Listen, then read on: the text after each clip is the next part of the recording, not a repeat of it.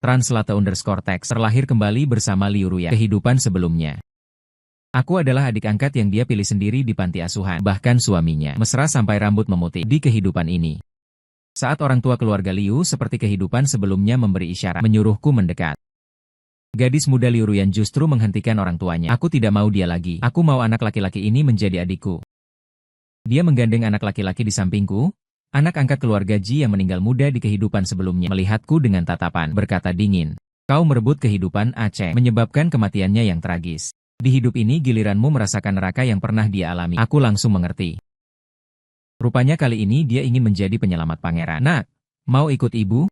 Aku melihat kepada Nyonya Ji di depanku yang menanyaiku, lalu menatap orang yang pernah menemaniku puluhan tahun, membawa pria lain pergi dengan tegas. Aku mengangguk. Juga baik. Di kehidupan ini aku juga ingin mencoba cara hidup yang berbeda. Saat aku keluar dari panti asuhan, keluarga Liu belum pergi. Melihatku, Liu Ruyan langsung gugup mendorong anak laki-laki itu ke dalam mobil, berkata dengan marah kepadaku, "Boda, bahkan jika kau berlutut memohon padaku, aku tidak akan membawamu pergi. Keluarga Liu tidak menyambutmu. Pencuri sepertimu pantas tinggal di keluarga Ji yang kejam." Dia mendorongku, membanting pintu mobil dengan keras. Aku terhuyung belum sempat mantap. Konvoi mobil keluarga Liu sudah melesat pergi. Debu yang diangkat gas buang sangat besar, menerpa mataku sampai hampir tidak bisa membuka. Sebuah Maybach hitam berhenti di depanku. Jendela mobil turun, memperlihatkan wajah dingin Nyonya Ji. Bertanya apakah aku ingin pergi ke keluarga Liu. Aku menggelapkan kepala berkata, "Keluarga Ji sudah baik." Nyonya Ji terkejut, melirikku sekilas. Lalu bertanya lagi, "Siapa namamu?" "Mulai sekarang namamu Ji Boda." Dia berbicara singkat dan jelas, tapi aku mengerti maksudnya. Aku cepat-cepat duduk di mobil, patuh seperti anak baik kepada ibu. Nyonya Ji mengangkat alisnya, tidak berbicara, bersandar pada jok mobil, asyik sendiri memejamkan mata. Aku juga tahu diri, tidak berbicara lagi. Mobil memasuki villa keluarga Ji. Aku mengikuti Nyonya Ji masuk, melihatnya meletakkan tasnya, lalu mengangkat mata dengan santai, seperti sedang berbicara kepada seseorang. "Sudah tidak berguna. Ini adik barumu, Ji Boda." Aku tertegun, secara refleks ikut mendongak. Tepat berhadapan dengan pagar lobi lantai 2. Gadis itu bahkan lebih cantik dari Liu Ruyan. Wajahnya terlalu rupawan. Tidak tahu sudah berapa lama dia mengamati di sana. Aku agak terkejut. Ji Meiyo dari keluarga Ji ternyata seperti ini. Di kehidupan sebelumnya,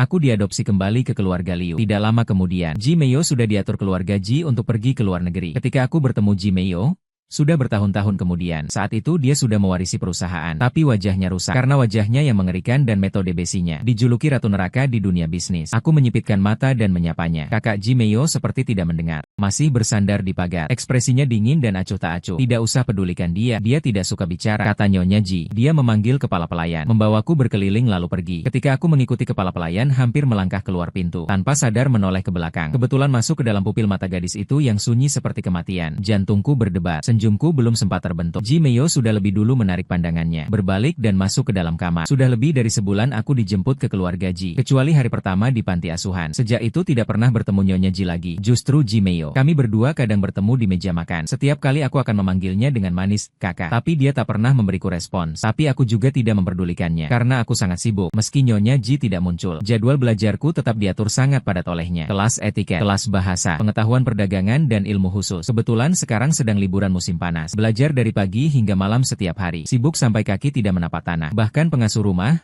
Nani Zhang, melihatku belajar berkuda, jatuh sampai seluruh badan terluka. Matanya menunjukkan rasa kasihan. "Tuan muda, maukah bilang pada Nyonya, hari ini istirahat sehari?" Aku memakai sepatu sambil menggelengkan kepala. "Tidak perlu. Saat menjemputku pulang, Nyonya Ji sudah bilang, anak-anak keluarga Ji terlahir harus yang terbaik. Meski kau hanya anak angkat." Nani Zhang menghela napas lalu menyerahkan tas sekolah padaku. "Bilang anak muda keluarga Liu sebelah tidak perlu susah payah seperti ini. Itu tadi ramai sepanjang pagi. Katanya satu keluarga bersiap liburan ke luar negeri saat liburan." Aku tahu Nani Zhang bilang begitu membelaku. Merasa aku tidak menikmati keceriaan yang seharusnya di usiaku. Aku berdiri mengambil tas sekolah dan berkata, "Nani Zhang, aku tidak lelah. Ini memang yang ingin ku pelajari. Mungkin di mata orang lain, keluarga Ji adalah neraka. Bagiku tidak demikian. Keluarga Ji adalah keluarga kaya lama, memiliki dan sumber daya yang jauh tidak tertandingi oleh keluarga baru kaya seperti Liu. Di sini aku bisa tumbuh lebih baik. Meski hubungan klan keluarga Ji rumit, keluarga Ji tidak mengakuiku." Nyonya Ji cerewet dan dingin sementara Ji Meiyo bersikap dingin dan menjaga jarak. Aku sedang asyik berpikir. Seekor kucing kecil putih salju tiba-tiba melompat ke dekat kakiku. Translate_text diikuti dengan suara pria yang kesal dan marah. "Xiao Guai, kamu salah orang. Cepat kembali. Kakak tolong bantu aku minta Xiao Guai kembali." "Adik bodoh." Aku berdiri sambil menggendong kucing kecil. Pandanganku bertemu dengan gadis yang berjalan mendekat. Tersenyum penuh kasih sayang. Itu Liu Ruyan. Liu Ruyan melihat senyum di wajah, langsung kaku. Alisnya berkerut dan matanya langsung dipenuhi kebencian. Kamu sampai mengejarku ke sini. Sungguh tak bisa dihilangkan. Dia mengejek tanpa menyembunyikan niat jahat. Jangan-jangan kamu pikir berdiri di sini. Aku akan merasa iba. Kamu bermimpi. Suara terkejut bodi Iteng Chen menyela, menghentikannya. Dia melangkah mendekatiku, berkata senang, bagus sekali. Tidak menyangka setelah meninggalkan panti asuhan, masih bisa bertemu kamu di sini. Apakah mobil itu menunggumu? Dia mengambil kucing kecil. Penasaran melihat mobil yang berhenti tak jauh di belakangku. Melihatnya, wajahnya langsung pucat ketakutan. Bodi, kamu benar-benar diadopsi keluarga Ji. Aku baru ingin menjawab. Tidak sengaja melihat gelang kunci yang dipakai di pergelangan tangannya. Pandangan berhenti sejenak. Iteng Chen menyadari pandanganku dan tidak melipat lengan bajunya, menutupi gelangnya. Aku pura-pura tidak melihat. Mengangguk berkata, ya, Ji Jia. Kalau begitu sekarang margamu Ji. Dipanggil Ji Bodi ya. Aku melirik.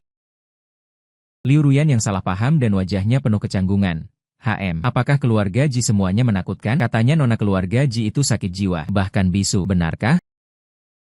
Dia misterius menunjuk arah keluarga Ji, bergegas bertanya. Aku salah tidak? Baru ingin membantah Iteng Chen, tapi tidak memberiku kesempatan bicara. Translate_text. Dia memiringkan kepala memandangi pakaian berkuda dan memanahku. Aku masih ada urusan. Aku sedang mencari-cari alasan untuk pergi. Langsung dipotong dengan tak sabar oleh Liu Ruyan. Aceng? Ngapain bicara panjang lebar dengan orang seperti ayo pergi. Ito Makoto mengangguk pelan, mengusap-usap bagian belakang kepalanya. Jangan kamu hiraukan. Kakakku biasanya tidak seperti ini, sangat lembut. Hari ini entah kenapa. Kakak tunggu sebentar. Dia berlari mengejarnya. Aku menatap sebentar lalu juga berbalik badan. Percakapan Ito Makoto dan Liu Ruyan di belakang terbawa angin masuk ke telinga. Kakak, gigi terlalu keras. Boda seusia denganku, tapi setiap hari harus pergi les. Kulihat badannya penuh luka memar. Kasihan sekali. Berguna apa dia belajar semua ini? Memang ada orang yang tidak ditakdirkan menikmati kemewahan. Aceng, kita hanya perlu seperti pangeran kecil. Hidup bahagia saja sudah cukup. Anak laki-laki keluarga Liu tidak perlu menderita seperti ini. Papa mama dan kakak memang yang terbaik. Menderita? Ya? Rupanya keluarga Liu menganggap usaha keras sebagai penderitaan. Aku menyeringai.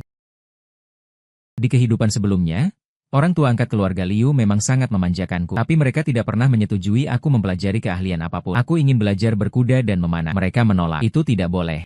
Bagaimana kalau terluka dan berbekas? Nanti mana ada lagi putri keluarga terhormat yang mau menerimamu? Aku dibuli dan diganggu. Ingin belajar bela diri. Mereka juga menolak. Tuan muda keluarga terhormat. Ngapain belajar itu sendiri? Keluarga Liu punya pengawal. Tidak ada yang bisa mengganggumu. Kemudian aku ingin belajar perdagangan dan keuangan. Mereka juga bilang, buat apa belajar sebanyak itu? Keluarga Liu sudah ada kakakmu saja cukup. Secara kasat mata memberi kasih sayang tanpa batas. Nyatanya membesarkanku menjadi sampah yang hanya bisa bergantung pada keluarga Liu. Keluarga Ji harus mempelajari segalanya. Bersaing untuk segala hal. Liburan musim panas berlalu dalam sekejap. Tak lama kemudian menyambut tahun ajaran baru. Ibu tiri sudah lama memindahkan saya ke sekolah internasional yang sama dengan adik tiri. Juga di kehidupan sebelumnya. Sekolah tempat saya dan Liu Ruyan belajar. Hari pertama sekolah. Saya sudah duduk lebih awal di dalam mobil menunggu Ji. Ketika pintu mobil tidak dibuka. Senyum manis menyapanya. Halo? Kakak, kata ibu. Kedepannya kita pergi sekolah bersama. Ji tidak melakukan gerakan naik ke mobil. Berhenti sebentar, lalu diam tanpa suara. Duduk di tempat terjauh dari saya. Hari kedua saya melakukan hal yang sama. Hari ketiga, hari keempat begitu berlanjut selama 2 bulan. Saya tidak sengaja menemukan. Meskipun Ji tidak pernah membalas perkataan saya. Tapi kadang jika saya terlambat sarapan, buru-buru lari keluar dari halaman, akan menemukan Ji sudah berdiri. Masih membawa tas sekolah menunggu di samping mobil. Saya terkejut sekaligus senang. Bibir tersenyum. Kakak baik sekali. Setiap kali seperti ini, Ji Mei akan seperti biasa melirik saya dengan datar. Tidak berkata sepatah kata pun. Langsung berbalik dan naik mobil. Hanya saja kali ini naik mobil. Kaki yang pertama diayunkan adalah kaki kanan. Saya mengangkat sudut bibir. Ini benar-benar perubahan yang baik. Hari ini setelah pulang sekolah, saya menunggu lama di gedung sekolah tapi tidak kunjung menunggu. Adik Ji keluar. Kontak juga tidak bisa. Sedang cemas. Tiba-tiba terlintas dalam pikiran. Saya teringat titik waktu ini di kehidupan sebelumnya. Pintu gerbang sekolah pernah terjadi sebuah peristiwa besar. Saat itu saya masih sibuk belajar. Ingin mengejar kemajuan sekolah internasional. Samar-samar mendengar teman-teman membicarakan dengan heboh. Ada orang dari keluarga Ji yang datang mencari masalah. Translate_text. Konon kabarnya anak mereka mengalami kecelakaan. Bertahun-tahun kemudian, aku tidak sengaja mendengar orang menyebutkan, dia adalah direktur utama. Tidak pernah mengalami perusakan wajah dengan sengaja saat SMA. Mungkin ini harinya. Jika benar ini buruk sekali, waktunya tidak cukup. Aku menyadari. Cepat-cepat mengirim pesan ke sopir. Bilang padanya untuk datang ke gerbang sekolah. Jika tidak melihatku, langsung cari kami. Lalu berlari cepat ke lorong belakang sekolah. Ji Meiyo, jangan sampai terjadi apa-apa saat aku tiba.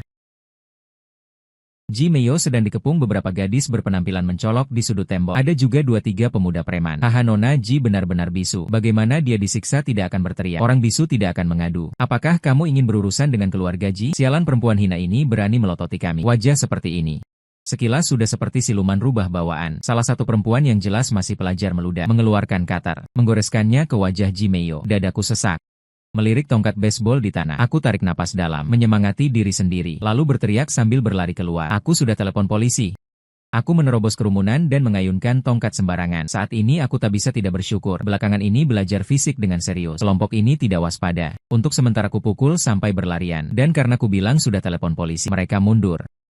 Sialan, perempuan hina ini beruntung. Beberapa orang pergi sambil memaki. Melihat mereka sudah jauh, aku cepat-cepat lari memeriksa keadaan Ji Meio. Di wajah Ji Meio masih tergores bekas luka berdarah. Untung lukanya tidak dalam, tapi tangan dan kakinya ada luka. Aku akan membawamu pulang. Aku membantu Ji Meio berdiri dan hendak pergi lagi. Tiba-tiba ditendang dengan kekuatan brutal hingga terjatuh ke tanah. Sialan, Kak Shu. Sudah kukatakan bocah brengsek ini berbohong, bahkan melapor ke polisi. Bocah kecil ini bahkan bulunya belum tumbuh lengkap. Sudah belajar berbohong. Satu bisu, satu pendusta.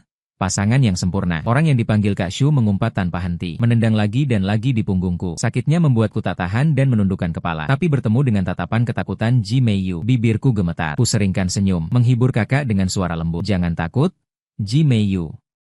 Tatapannya tiba-tiba terpaku. Aku melindungi Ji Meio dan tidak mau mundur selangkah pun. Pukulan di punggung semakin marah menghujam. Tepat saat pukulan dan tendangan berikutnya akan jatuh, Ji Meio yang tidak melawan sejak tiba-tiba bergerak. Dia menerjang orang yang paling dekat denganku, menggigit tangannya dengan gila-gilaan. Penampilannya yang tiba-tiba mengamuk membuat Kak Shu dan yang lain tertegun beberapa detik, tapi kalah jumlah.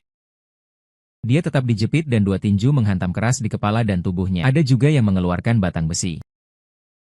Apakah masih tidak bisa mengubah akhirnya? Di tengah keputusasaan, suara obrolan dan langkah kaki terdengar dari luar gang. Apakah paman sopir datang?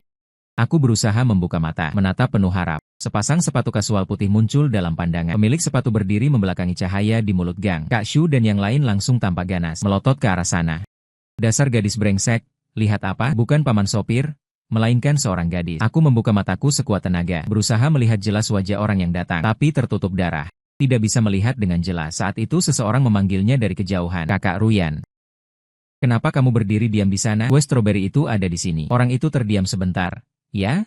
Data. Aku mengedipkan mata yang kering. Translate_text berbisik pelan.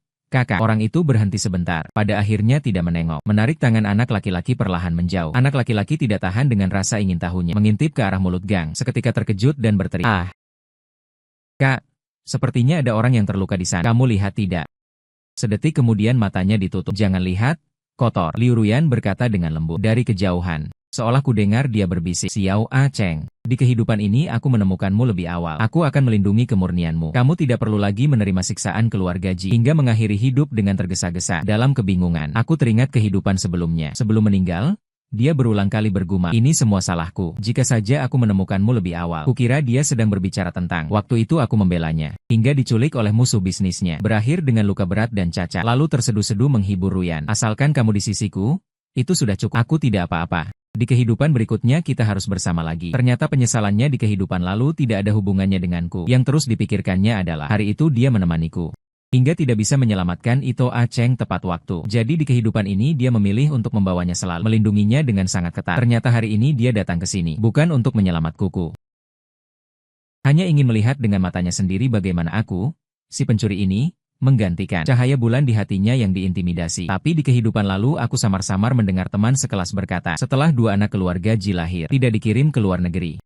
Ito A Cheng justru tidak diizinkan ikut pergi. Bahkan perlakuan di keluarga Ji tidak seperti dulu. Ada teman laki-laki yang tahu situasi dalam menyampaikan dengan halus. Mei Yu mempertaruhkan nyawa untuk melindungi Ito Makoto. Tapi Ito Makoto kabur tanpa menengok sekalipun. Tapi Liu Ruyan sepertinya yakin bahwa White Moonlight-nya adalah korban. Jadi apakah Liu Ruyan benar-benar mengira Ito Makoto itu murni dan baik? Aku terkekeh pelan, menyeka mataku, lalu bangkit. Memeluk erat kaki salah satu dari mereka. Tidak peduli dia menendangku, memakiku. Aku tetap tidak mau melepaskannya. Jangan pukul kakakku. Sampai napas itu tidak bisa menopang lagi. Pandangan mataku benar-benar terbenam dalam kegelapan. Saat aku terbangun, sebuah kepala hitam legam sedang bersandar di tepi tempat tidur. Bau disinfektan yang menyengat membuatku sadar bahwa aku berada di rumah sakit. Sepertinya paman supir sudah datang dengan membawa orang. Aku ingin duduk. Suara Su terlalu berisik membangunkan Ji Meio. Dia membuka matanya yang indah berbentuk biji persik. Tidak berkedip. Menatapku. Baik. Beberapa saat kemudian, dia mengangkat tangan dan mengusap perban di dahiku. Adik, sakit tidak? Sepertinya sudah terlalu lama tidak berbicara. Suaranya masih agak serak, tapi tidak sulit didengar. Bahkan bisa dibilang sangat enak didengar. Tapi aku masih terkejut. Tidak hanya dia akhirnya berbicara denganku. Tidak hanya aku yang kaget. Bahkan ibu tiri yang kebetulan membuka pintu masuk terlihat tidak percaya. Barusan Xiao Mei yang berbicara, dia kehilangan ketenangannya yang biasa. Xiao Mei, bisakah kamu berbicara beberapa kata dengan ibu juga? Ji Mei hanya meliriknya, berbalik dan terus menatap lukaku. Tidak mau berbicara lagi. Aku langsung merasa agak canggung. Ingin menghibur tapi tidak tahu harus mulai dari mana. Ibu? Barusan kakak, ibu tiri menggelengkan kepala. Matanya memerah. Tidak apa-apa? Pelan-pelan saja. Xiao Mei butuh waktu. Dia tidak melanjutkan. Zhang Ma di belakangnya tepat waktu membawa kotak makan masuk saat makan siang. Zhang Ma berkata, Translate_text. Perkara di mulut Gang sudah diperiksa dengan jelas. Tak lebih dari sekelompok preman sosial. Mendengar keluarga Jika ya? Lalu timbul niat jahat. Salah satunya ternyata masih siswa sekolah yang sama. Beberapa orang itu sudah dewasa sejak lama. Hukuman penjara tidak bisa dihindari. Dan siswa itu juga telah dihukum dan dikeluarkan dari sekolah. Aku mengangguk. Pandangan jatuh pada Ji Meio yang sedang makan dengan tenang. Siapa sangka di kehidupan sebelumnya hanya karena niat jahat sampah masyarakat ini. Orang yang begitu indah diseret ke dalam jurang. Untungnya di kehidupan ini dia baik-baik saja. Ji Meio tidak merasa tidak senang melihatku. Aneh melihat adikku makan. Aku sadar dan memberinya sayur. Bilang kakak juga makan. Baru saja selesai makan Ji Meio. Langsung ditangkap kembali oleh kakak perawat yang masuk. Aku baru tahu dia lari dari bangsa lain. Sebelum pergi dia membelai kepalaku. Adik cepat sembuh. Beberapa kata sederhana membuat keluarga Ji yang hadir kembali terharu sampai mata memerah. Mak Zhang juga diam-diam mengusap sudut mata. Jiu pergi lagi. Ibu tiri tidak pergi. Hanya berdiri di tempat memandang punggung Ji Meio yang pergi. Dia hari ini tidak bermakeup. Seluruh dirinya seketika seperti menarik kembali ketajamannya. Terlihat lebih lembut.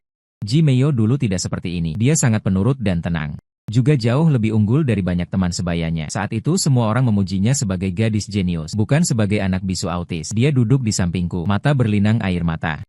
Semua hanya karena kecelakaan 4 tahun lalu. Aku tertegun. Ibu tiri berkata, Jiu pernah memiliki adik laki-laki Ji Taimei. Ji Taimei adalah putra adik laki-laki ayah tiri. Setelah ayah tiri dan pasangan adiknya meninggal karena kecelakaan di awal tahun, seluruh perusahaan Ji bergantung pada ibu tiri. Ji Taimei juga dibawa pulang oleh ibu tiri dan dirawat seperti putra kandung. Pada masa itu, keluarga Ji sangat sulit kehilangan ayah tiri. Perusahaan Ji seperti daging gemuk yang diletakkan di tempat terbuka. Semua orang ingin menggigit. Translate_text. Caranya semakin tajam, secara alami menimbulkan banyak dendam. 4 tahun lalu anak keluarga Ji diculik. Ji Tai yang berusia 6 tahun tidak melihat kakaknya dipukuli. Langsung menerjang dan menggigit tangan penculik tak mau melepaskan. Tapi oleh penjahat yang marah dipukuli berulang kali ke kepala. Ji Mei yang menyaksikan seluruh proses ini. Setelah diselamatkan tak pernah tersenyum lagi. Tak pernah membuka mulut.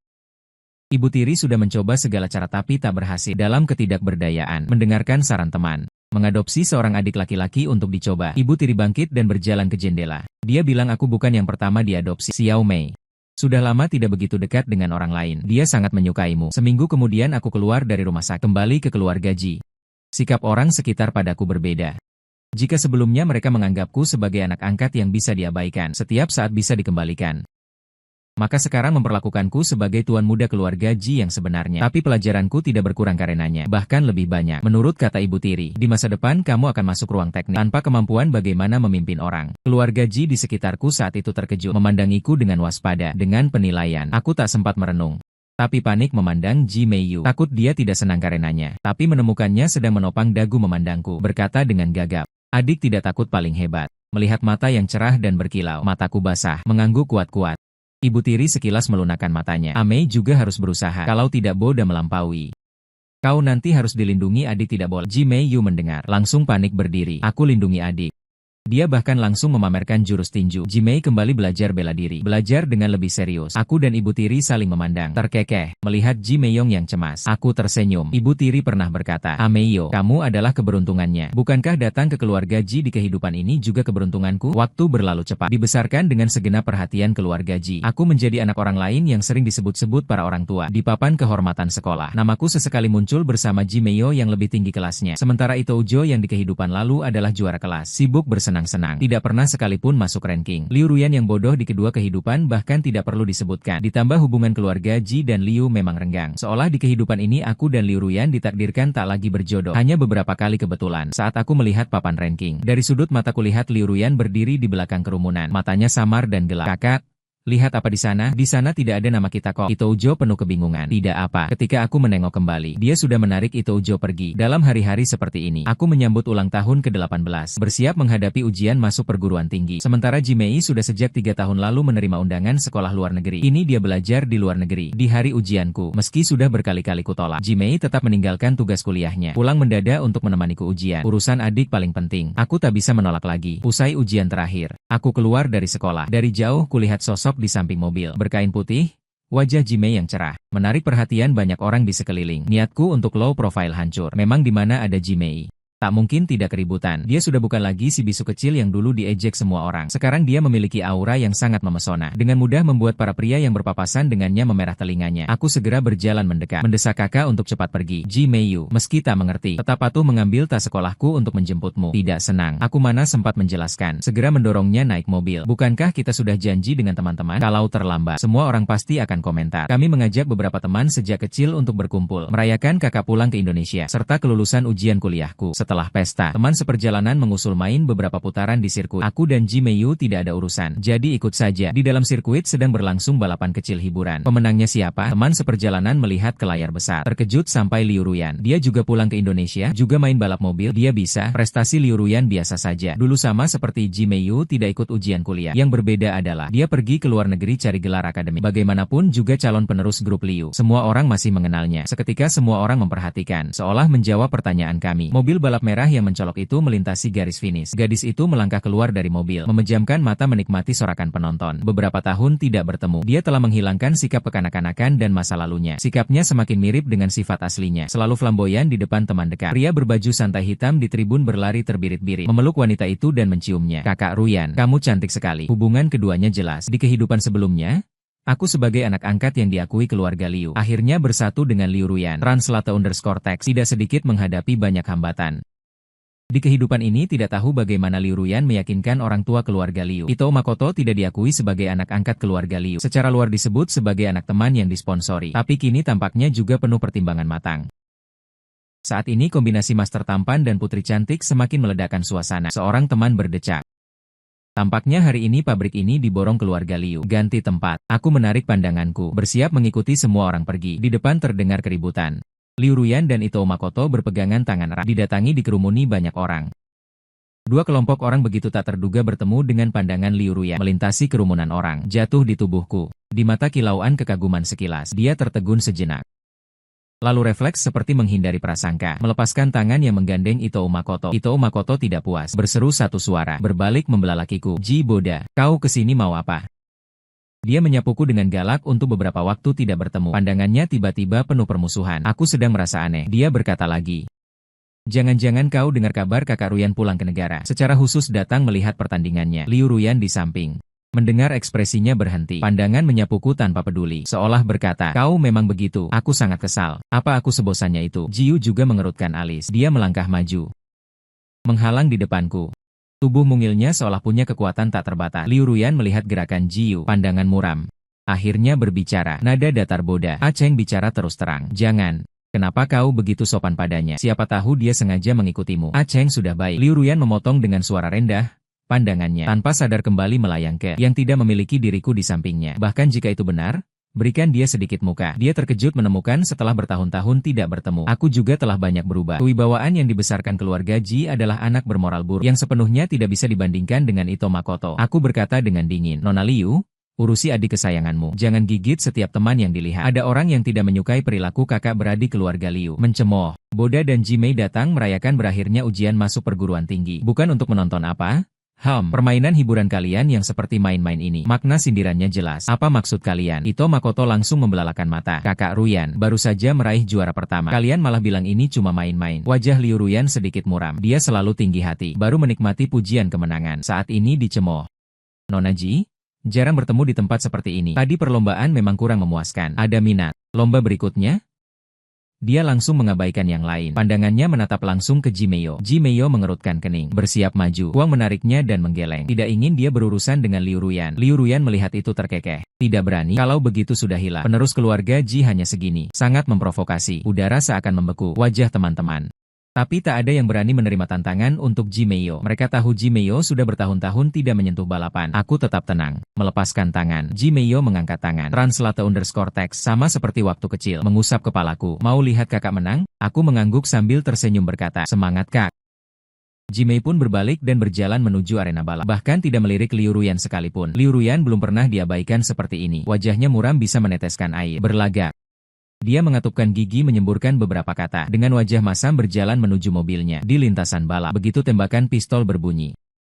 Mobil balap merah khas Liu Ruyan langsung melesat cepat. Meninggalkan mobil balap hitam Ji Mei beberapa jarak. Raungan mesin memekakan telinga. Ada yang tidak mampu. Lebih baik kembali jadi kutu buku yang manis. Kalau memang tidak bisa, cepat carilah orang untuk dinikahi. Jangan memaksakan diri. Ito Makoto membalikku berkata dengan sombong. Baru saja mulai. Kalian sombong apa? Baru mulai sudah ketinggalan. Mau mengejar kakak Ruyan? Bercanda ya? Orang-orang sekitar ramai menyambut. Teman-teman marah sampai melompat-lompat, tapi tak mampu membantah. Aku diam melihat arena tanpa bicara, hingga sebuah tikungan tinggi. Mobil hitam masuk tikungan dengan pengereman akhir tingkat textbox, menyusul mobil merah. Memimpin melewati garis finish. Arena menjadi sunyi. Ito Makoto juga diam. Seseorang di kerumunan ragu-ragu berkata, teknik orang itu menikung agak familiar. Seperti Fei juara 3 besar tahun lalu. Dia berkata sangat pelan, seperti tidak berani yakin. Aku tetap diam, tanpa ekspresi apapun. Ji Mei sudah memenangkan Piala Remaja Internasional sejak usia 11 tahun, dijuluki Dewi Balap Remaja, meski sempat terputus di tengah. Translate_text. Tahun lalu bahkan menyapu bersih juara 3 turnamen besar. Hanya saja dia rendah hati dan tak pernah menampakkan wajah. Hanya sedikit yang pernah melihat wujud aslinya. Tidak juga membuka pintu mobil, langsung berjalan ke hadapanku, mengulurkan tangan. Adik, ayo kita pulang. Baik, aku tersenyum, menggenggam tangan Ji Mei. Di belakang adalah suara hiburan Ito Makoto yang tak tahu harus berbuat apa. Sebentar saja nilai ujian keluar. Aku adalah juara ujian nasional. Aku tidak terkejut. Justru ibu tiri dan adik tiri kembali sangat berkata. Tunggu sampai surat penerimaan universitas datang. Akan membawaku traveling ke luar negeri. Ku bilang masih banyak kelas yang belum diselesaikan. Ji Mei kembali mengerutkan alis. Boda, kau terlalu tegang. Harus pergi bersantai sebentar. Ibu tiri juga berkata. Seberapa buruk pun, keluarga Ji akan menjadi penyokong. Mengerti? Aku agak terkejut dengan keras menyadari. Sejak reinkarnasi, aku telah memaksa diri terlalu keras. Ternyata tidak dipilih dengan pasti oleh Liu Ruyan setelah reinkarnasi. Luka yang ditimbulkan padaku jauh lebih dalam dari yang dibayangkan. Jadi aku memaksa diri dengan hampir kejam. Ingin mendapatkan pengakuan keluarga Ji. Takut kembali dibuang. Kupandangi dua pasang mata penuh perhatian di hadapanku. Hati terhangatkan. Akhirnya mengikuti mereka. Kami berangkat ke bandara. Hari itu bertemu keluarga Liu. Suasana mereka tampaknya tidak terlalu baik. Orang tua Liu bermuka masam. Liu Ruyan juga berwajah datar.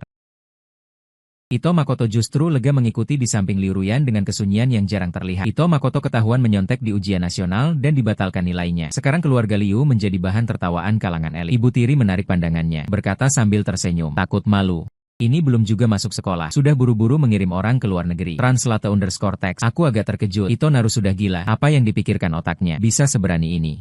Dengan kondisinya, tenang saja pergi ke luar negeri. Cukup ambil gelar akademik saja. Mengapa harus mengambil risiko? Memalukan keluarga Liu. Aku menggelengkan kepala. Malas menyelidiki lebih dalam. Apa hubungannya dengan aku? Saat penobatan, aku merasakan ada tatapan tertuju padaku. Aku menoleh untuk mencari, lalu melihat Liu Rui tidak jauh dari sana. Ketahuan olehku, dia tertegun sebentar. Pandangannya kompleks. Selamat juara ujian nasional. Terima kasih. Aku tiba-tiba menoleh kembali. Liu Ruyan kembali terkejut, lalu melangkah. Agak buru-buru ingin mengejar Boda, tapi ditahan oleh Ito Makoto tidak mau melepas. Memandang penuh kebencian pada kakak perempuanku. Dia bahkan tidak ingin menghiraukanmu. Lepaskan. Tapi Liu Ruyan tidak mendengarkan. Mendorong Ito Makoto hingga terjatuh. Ito Makoto terjatuh dengan kasar di tanah. Kekecewaan yang terpendam lama akhirnya meledak. Dia tidak mengerti. Kakak yang selalu menyayanginya, belakangan ini begitu dingin padanya. Apakah kau menyesal?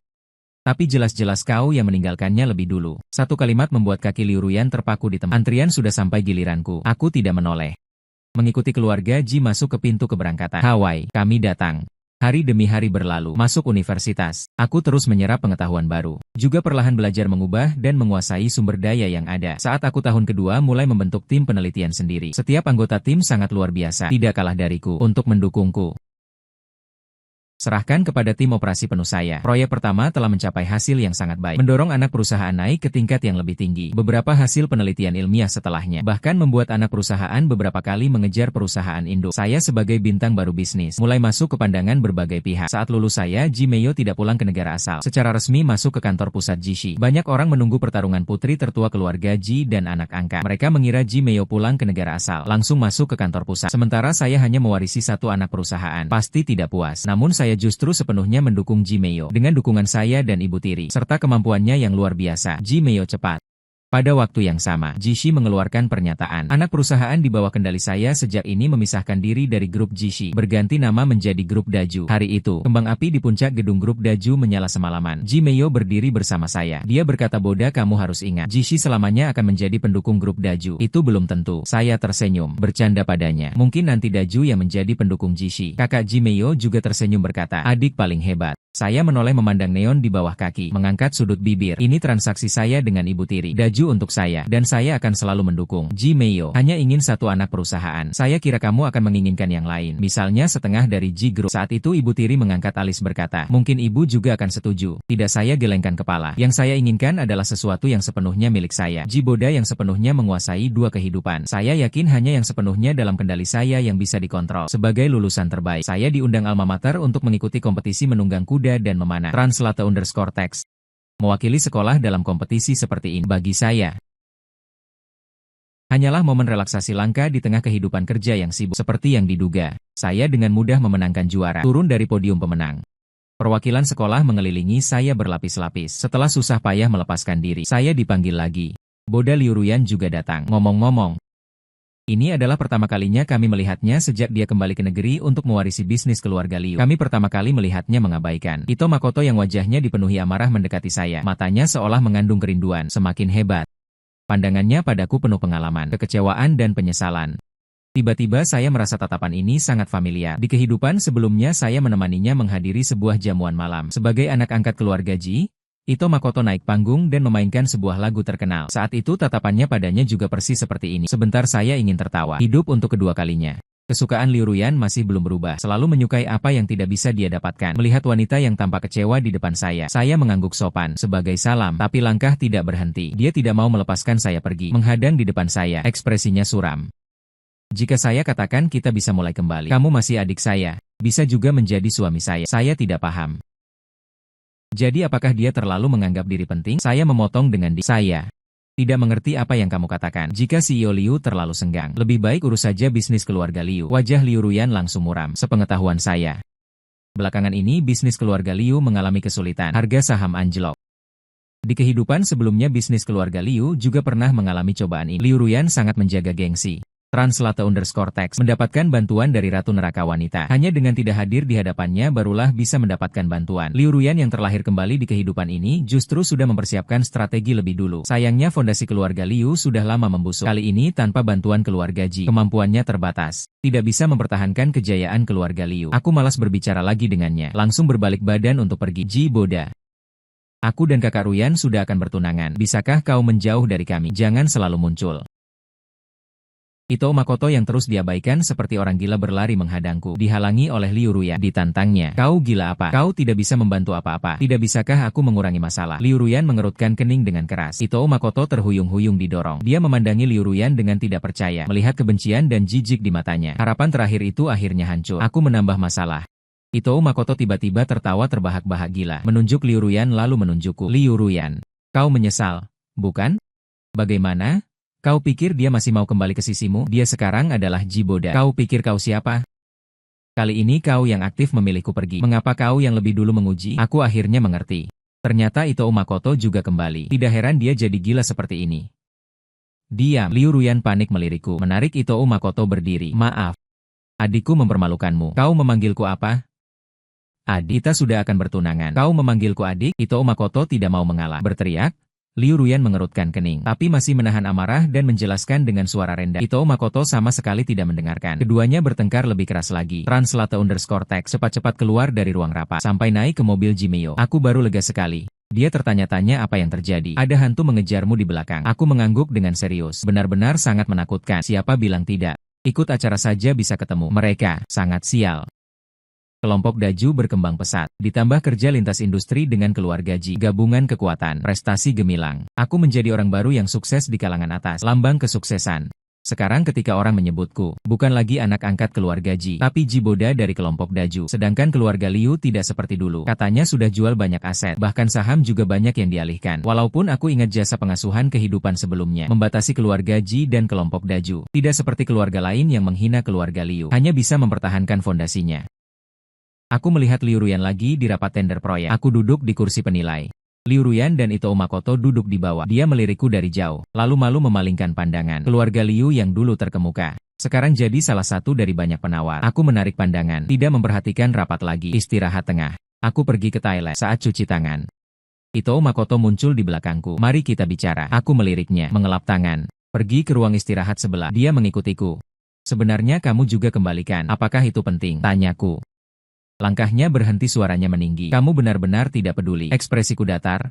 Hehe, dia mendorongmu ke keluarga Ji yang terkutuk itu. Dia tahu betul bahwa ibu tiri sangat munafik. Ji Mei juga bukan orang baik. Ku berhentikan dia dengan berkata, hati-hati dengan ucapanmu. Sekarang kau malah membela keluarga Ji. Dia menyeringai dengan tatapan penuh kebencian. Aku malah lupa. Sekarang kau adalah tuan besar keluarga Ji. Bisa membuat keluarga Ji menganggapmu sebagai harta. Kau cukup punya siasat. Perasaan adalah timbal balik. Bagaimana kau memperlakukan orang, begitulah orang memperlakukanmu. Ku berdiam dengan tenang. Ya, kau tahu tidak, aku paling tidak suka melihatmu dalam keadaan seperti ini. Tidak meminta apapun. Mengapa di kehidupan sebelumnya kau dibawa keluarga Liu, besar di lingkungan yang begitu bahagia, bahkan menikahi kakak Ruyan. Kehidupan baru, padahal kau sudah pergi ke tempat sialan seperti keluarga Ji, tapi masih bisa mendapatkan kasih sayang mereka. Bahkan sekarang perhatian Liu Ruyan masih kau rebut. Mengapa?